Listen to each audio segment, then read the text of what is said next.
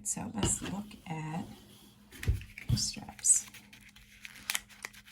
It's called satin elastic because it's satin on one side and like a little plush on the other side. Again, plush goes next to your body, so it's satin here. Now follow the measurements on the pattern, but right now I'm going to do 15. I'm going to do 15 inches for each of my straps because what you want to do is put rings and sliders on them. Okay.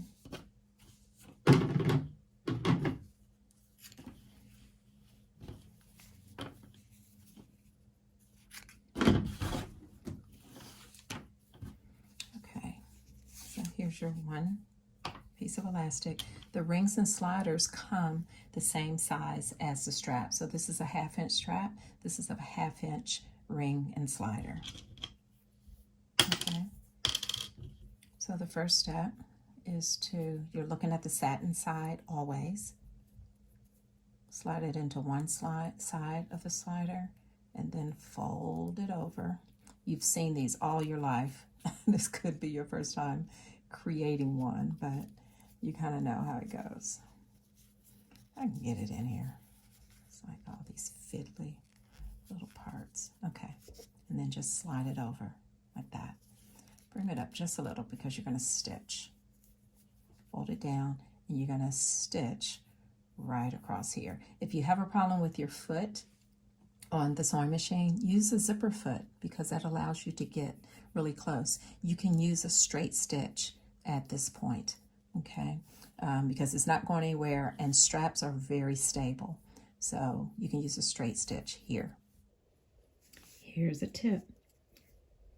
After you've put the slider on, there's a satin side. Fold it down. You've probably put them on before where they slid like that. Here's a tip. Put it under the foot. I keep my needle in the right position so I don't have to worry about hitting the ring with my foot. So this is my regular foot and I'm doing a straight stitch.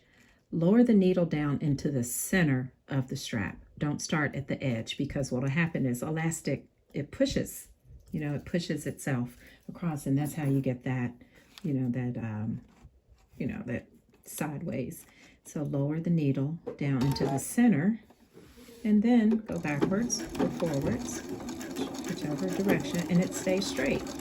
I usually go over it a couple times. See? Just a little tip. Got the sliders on. Now take the rings and just slide them onto the other end of the strap. And you're going to take the other end and slide it through on top of the original strap placement.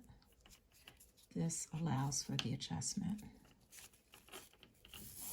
Slide it all the way. Uh-oh, there's a ring. And there's the ring. Rings and sliders.